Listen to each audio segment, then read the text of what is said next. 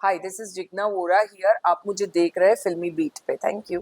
एक अटैचमेंट था मुन्नवर से, अभी भी देखो मेरे गूज़बम्स आ रहा है मुन्नवर का नाम लेते ही। 11 साल की उम्र से समोसा बेचता था, सब कुछ बताया था। हम दोनों एक ही गांव के हैं, उसका गांव जूनागढ़ और मेरा गांव आस पास में है, but I am missing him a lot. हम लोग अपने जेल यात्रा के बारे में शेयर करते थे। हम दोनों इसको जेल यात्रा बोलते हैं।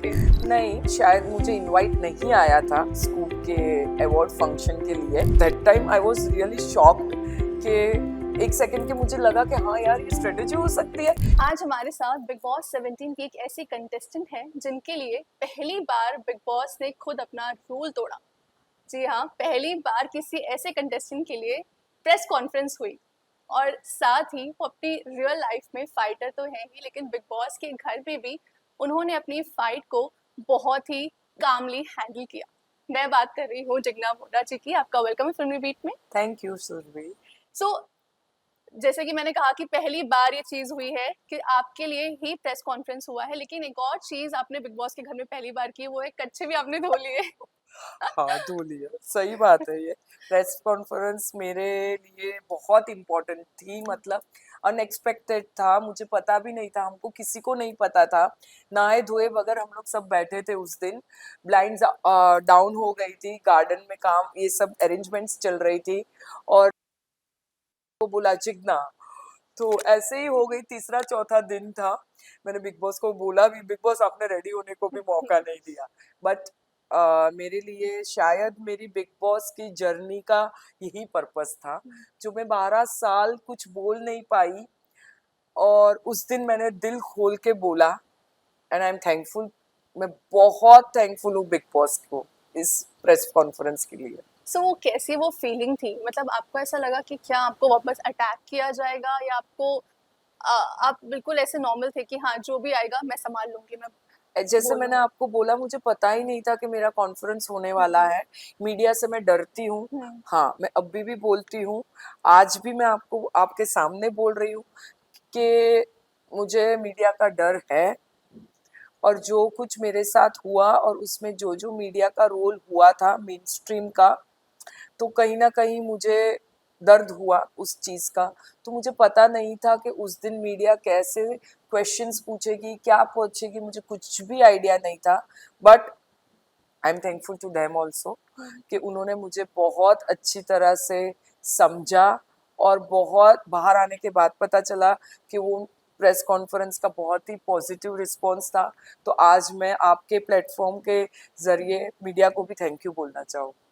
ओके, अगर मैं आपको पूछूं कि बिग बॉस के घर में आपका एक्सपीरियंस कैसा रहा और सबसे अच्छा रिश्ता आपका किसके साथ रहा? वेल वो पूछने की जरूरत नहीं है, लेकिन हाँ, आप लोग सबने देखा ही होगा बिग बॉस के घर पे मेरा खुद का एक्सपीरियंस बहुत अच्छा रहा। लोगों ने मुझे 17-17 सब कंटेस्टेंट, और मनस्वी 18वीं 18th कंटेस्टेंट, सब ने मुझे बहुत ही इज्जत दी, बहुत ही रिस्पेक्ट दी। चाहे वो एज को लेके हो या मेरी जर्नी को लेके हो। इसलिए शायद मेरा किसी से झगड़ा नहीं हुआ, और इसलिए शायद मैं कंटेंट कुछ झगड़े वाला दे नहीं पाई। But yes, I am very happy के लोगों ने बहुत सारा प्यार दिया घर के अंदर, इंक्लूडिंग बिग बॉस ने खुद ने भी बहुत रिस्पेक्ट दिया मुझे। मतलब बिग बॉस आपकी तरफ बायस थे? बाइस्ड होते तो मैं बाहर नहीं होती। वो तो पता नहीं मुझे, बट रिस्पेक्ट दी मुझे, नो डाउट अबाउट इट। और सबसे अच्छा रिश्ता किससे आपने बनाया? सबसे अच्छा without any thought obviously Rinku ji से बहुत अच्छा रिश्ता बना। मैं वो रिश्ते का कोई नाम नहीं देना चाहती, बहन का या ऐसा कुछ भी नहीं, बट बहुत अच्छा रिश्ता था। और मुन्नवर से भी एक अटैचमेंट था मुन्नवर से, अभी भी देखो मेरे गूज़बम्स आ रहा है मुन्नवर का नाम लेते ही। क्या रिश्ता था पता नहीं है, और क्या रिश्ता है वो भी नहीं पता है मुझे। हाँ, मेरा लड़के को इनसिक्योरिटी हो गई मुन्नवर तेरे से अभी। उसको लगता है कि उसकी जगह शायद मुन्नवर ने ले ली है। But yes, I love him a lot. लेकिन जिग्ना जी, ऐसा हुआ है कि घर के अंदर ये तो आपके बहुत ही अच्छे रिश्ते रहे हैं, साथ ही और भी लोगों के साथ आपका उठना बैठना था घर में, लेकिन जब आप घर से बाहर आई, इनमें से किसी के बारे में ऐसी कोई चीज आपको पता चली जो आपको अंदर नहीं पता थी और आपको लगा कि नहीं ये तो शॉकिंग था आपके लिए? 17 कंटेस्ट मतलब जो मुन्नवर के बारे में, मुन्नवर ने तो सब कुछ मेरे उसकी हम्म, लाइफ के बारे में मुझसे शेयर किया था अंदर, और खुद रिपोर्टर रह चुकी हूँ। हम्म, एक दो दिन पहले ही जब अंदर जाने से पहले मुन्नवर का नाम तो आ ही रहा था मीडिया में, तो मैंने भी काफी थोड़ा बहुत तो गूगल हो या रिसर्च कर लिया था। बट उसने उसके मुंह से सब कुछ मुझे बताया, चाहे वो 11 साल की उम्र से समोसा बेचता था, सब कुछ बताया था। और हम दोनों एक ही गांव के हैं, उसका गांव जूनागढ़ और मेरा गांव आस पास में है, तो वो भी एक कनेक्ट था। रिंकू जी ने भी बहुत अपनी लाइफ के स्ट्रगल्स मेरे से शेयर किए हैं। नील, एक गुज्जू कनेक्शन था मेरा मुन्नवर और नील का। बाकी काफी चीजें जो अंदर हो रही थी उस टाइम पे, वो मुझे नहीं पता थी, जो बाहर आके मुझे बहुत सारी चीजें पता चली। जैसे कि एक तो इंडिया हार गई, वो पता चला। हम लोग हम्म, इतना वेट कर रहे थे, कोई बिग बॉस को इतना सबने मस्के मारे, प्लीज बिग बॉस क्या है बता दो बता दो। डॉक्टर को बोला प्लीज बता दो, बट हाँ किसी ने नहीं बताया, बिग बॉस हमको किसी ने नहीं बताया था। वो पता चला। हम्म, वर्ल्ड कप के बारे में, अंकिता की प्रेगनेंसी के बारे में पता चला बाहर आके कि ये कैसा इतना था बड़ा इशू है। वो अंदर कैसा था जब अंकिता ने बताया सभी को? क्योंकि बाहर तो लोग बहुत शॉक्ड हो गए थे जब अंकिता ने कहा कि हम उन्हें लोग खट्टा खाने का मन कर रहा है, प्रेगनेंसी टेस्ट उनका हुआ है। हम लोग को सच में, हम लोग, मैंने और रिंकू जी ने बहुत सीरियसली ले लिया था ये चीज कि, लेकिन एक चीज है कि मैं खुद बच्चे की माँ हूँ 24 साल का, और काफी सारे लोगों को ये पता ही होगा कि जरूरी नहीं है कि प्रेगनेंसी में खट्टा खाने को ही दिल करे, ये सब हिंदी पिक्चर में होता है शायद। तो फिर भी हम लोगों ने, मैंने और रिंकू जी ने बहुत पॉजिटिवली लिया कि शायद सच में हम्म, हो सकता है। हमें बाहर आने के बाद जब प्रेस कॉन्फ्रेंस हुई, जहां आप भी हम्म, आए थे वाईकॉम में, तब पता चला कि ये, मुझे पूछा गया क्या ये स्ट्रेटेजी हो सकती है। Hmm, that time I was really shocked कि एक सेकंड के मुझे लगा कि हाँ यार ये स्ट्रेटेजी हो सकती है, क्योंकि मैंने सच में, मैंने और रिंकू जी ने लगा कि यार हाँ हो सकता है। फिर मैंने दूसरे मिनट सोचा, तो हम लोग सब ब्लड टेस्ट करा के अंदर गए थे। हम्म, सब कुछ, मेरी खुद की प्रेगनेंसी टेस्ट हुई थी, सबकी हुई थी। हम्म। तो it was really shocking for me, बहुत शॉक था मेरे लिए ये चीज। तो मतलब घर में चीजें समझ में नहीं आई, लेकिन बाहर आके आपको लगा कि ये गेम हो सकता है। हो सकता है, इसको यही स्टेटमेंट में यूज किया जाए कि हो सकता है। मुझे नहीं मालूम, क्योंकि बाहर आके मैं जो भी बोल रही हूँ, लोग, उन लोगों जो बिग बॉस हाउस में अंदर है उसके ज्यादा तो मेरे को बाहर आने के बाद ट्रोल कर रहे हैं, बट ये फैक्ट। एंड आई थिंक ये भी एक पार्ट ही है, बिकॉज जब हर एक आप की अपनी अपनी Yes. स्ट्रेटेजी है गेम की। हम्म, सब लोग गेम खेलने गए, उन, अच्छा है वो लोग अपने हिसाब से खेल रहे हैं और उनके लिए वर्क हो रहा है, तो अच्छी बात है, उसमें कुछ गलत तो नहीं है। so, क्योंकि अंकिता की बात चल रही है, सो अंकिता और विकी का जो रिलेशन हम लोगों ने घर के अंदर देखा है, वो उसमें ये नजर आता है कि अंकिता उनसे टाइम मांगती है एंड विक्की हाँ, उन्हें वो टाइम नहीं देते हैं, विक्की उन्हें डोमिनेट करते हैं। प्लस जब वीकेंड का बार था तो अंकिता और विक्की दोनों की मम्मियाँ अंदर गई थी, लेकिन जो विक्की की मम्मी है वो अंकिता की मम्मी को चुप रहने के लिए कह रही थी, और ये भी कहा साथ में उन्होंने विक्की को कि तुमने छूट दे दी है हाँ। अंकिता को। ऐसा लगा था वो बिल्कुल विक्की के ही साइड है पूरी तरीके से। क्या आप क्या कहना चाहोगे इस पे? एक तो मैंने वो देखा नहीं, क्योंकि हम्म, मैं जिस दिन निकली उसी दिन शायद हुआ था ये, हम्म, तो मैंने वो सेगमेंट देखा नहीं है। और बाहर आके भी फ्रेंकली स्पीकिंग टाइम नहीं मिल रहा है, तो मैंने अब तक नहीं देखा है, क्योंकि मैं खुद अभी तक बहुत डिसोरिएंट हूँ। बट मुझे काफी लोगों ने, रिपोर्टर्स ने ये क्वेश्चंस पूछे हैं। माँ माँ है, मैं खुद माँ हूँ, तो मुझे पता है उसका बच्चे के लिए उसकी इनसिक्योरिटी, बच्चे के लिए उसका तड़पना, बच्चे को टीवी में वो हाल में देखना शायद उनको बुरा लग रहा है। बट आंटी वो गेम है, आपको भी पता है कि क्या हो रहा है अंदर। तो डोमिनेशन की बात है, जितनी अंकिता डोमिनेंट है, विक्की भी उतना ही डोमिनेंट ओके, इन, एटलीस्ट घर में हम दोनों ने देखा है। Yes you are right, Ankita की ये कंप्लेन रही है कि विक्की मुझे टाइम नहीं दे पा रहा है। मुझे खुद ने उसको, हम, मुझे भी बोला है उसने एक दिन रात को, वही एक रात थी 1.5 महीने में, कि मैं 4 साढ़े 4 बजे तक जगी थी, उनके साथ बैठी थी। मैंने विक्की को भी समझाया कि देना चाहिए टाइम थोड़ा बहुत, लेकिन विक्की अपने गेम में इतना इन्वॉल्व है, वो बाकी सबको कोने में लेके जाके बात करता है, समझाता है, गाइड करता है अंकिता को छोड़ के। तो अंकिता की इनसिक्योरिटी भी जायज है कहीं ना कहीं।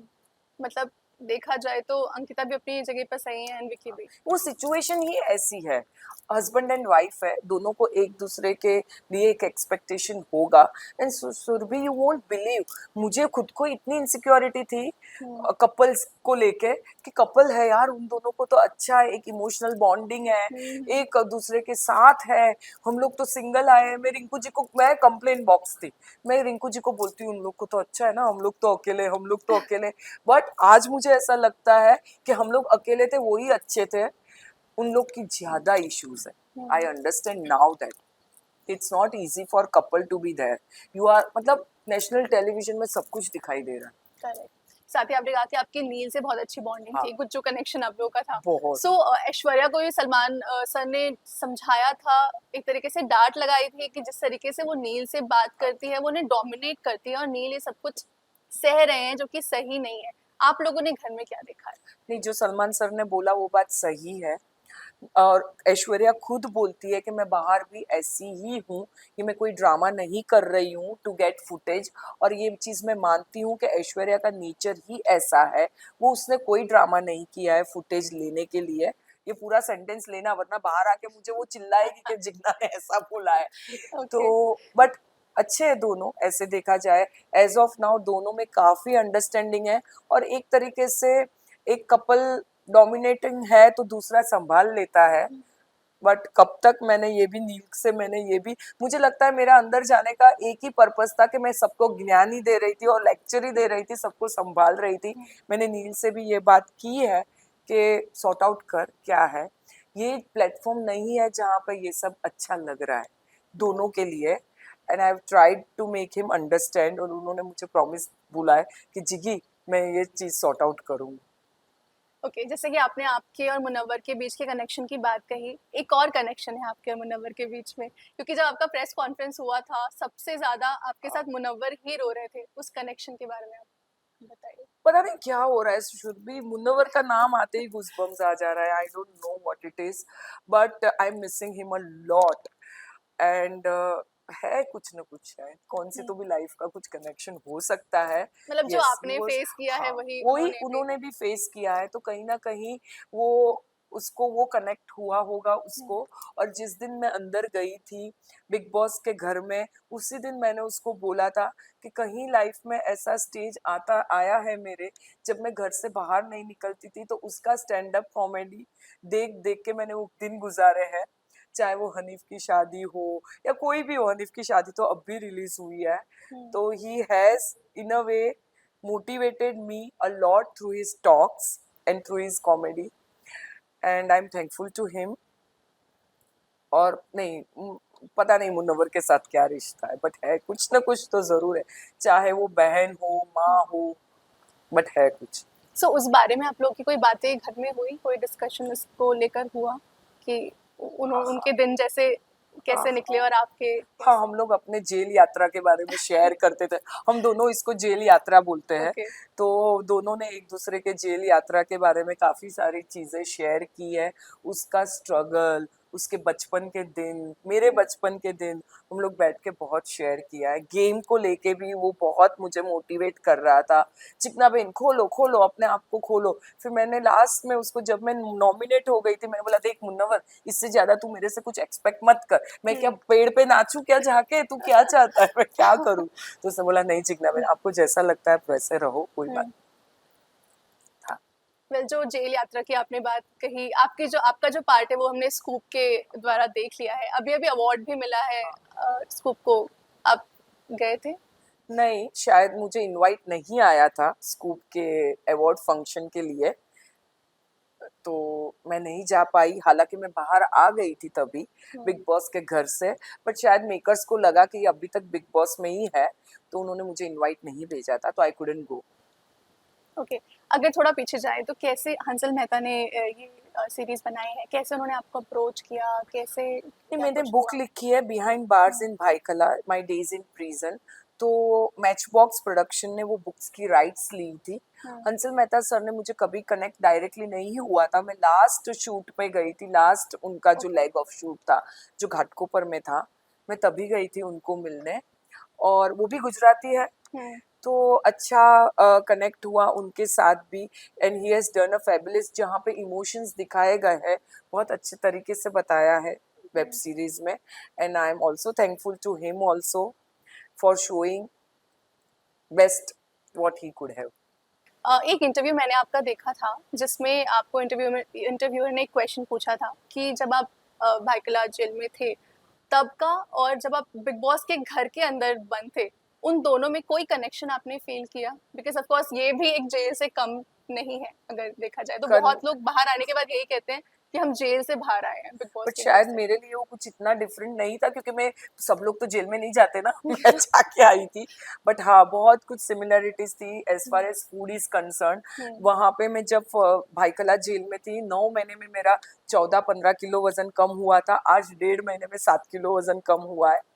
तो खाने को लेके लग्जरी था बिग बॉस में, मैं no doubt about it, AC था, जेल में नहीं होता है वो चीज, बट मेंटली सेम था शायद वो चीज कि हम लोग बाहर की दुनिया से टोटली डिस्कनेक्टेड थे, सनलाइट नहीं वहां पे थी नहीं यहाँ पे थी, वो भी एक है, टोटली डिसोरिएंटेड।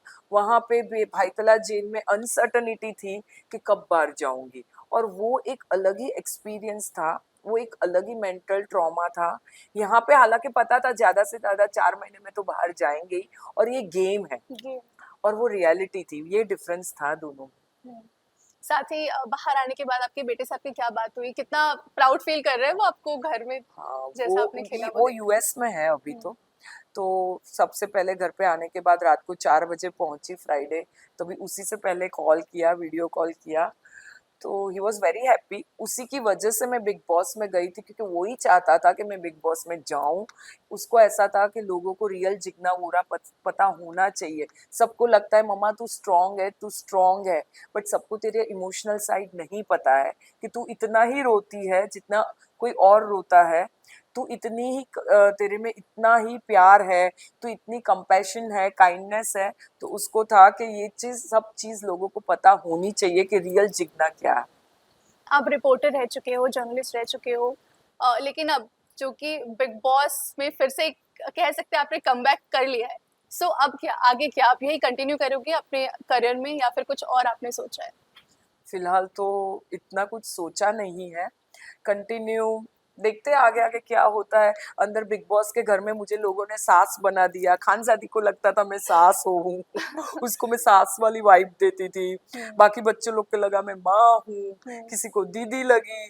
देखते हैं, हो सकता है कुछ एक्टिंग कर लूँ, एटलीस्ट गुजराती मूवी में कर लूँ, देखते हैं क्या चल रहा है। अच्छा, सास का टैग आपको दिया, लेकिन अगर आपको देना हो किसी को वहाँ पे सासू माँ का टैग, तो आप किसे दोगे? मैं तो खानजादी को ही दे खानजादी। दूंगी रिवर्स रोल रिवर्सल है, बट नहीं वो भी बहुत अच्छी लड़की है, मे बी गेम खेल रहे हैं सब लोग अपने हिसाब से। और mastermind? As of now mastermind लोग या विक्की भैया और मुन्नवर जैसे कि दोनों। सलमान सर ने बोला कि मुनव्वर जो है वो विक्की के बाद आते हैं, वो ऐसा लग रहा है घर के अंदर भी कि विक्की ही उनको विक्की का चला रहे बहुत ओपन है, मुन्नवर बहुत श्रूड खिलाड़ी है, हैं। बहुत उसको पता है उसको कहाँ जाना है। शायद अभी वो अपने कार्ड्स ओपन नहीं कर रहा है, और विक्की भैया के सब कार्ड्स ओपन हो गए, डिफरेंस यही है। आगे आगे बहुत इंटरेस्टिंग होने वाला है, ऐसा लग रहा है।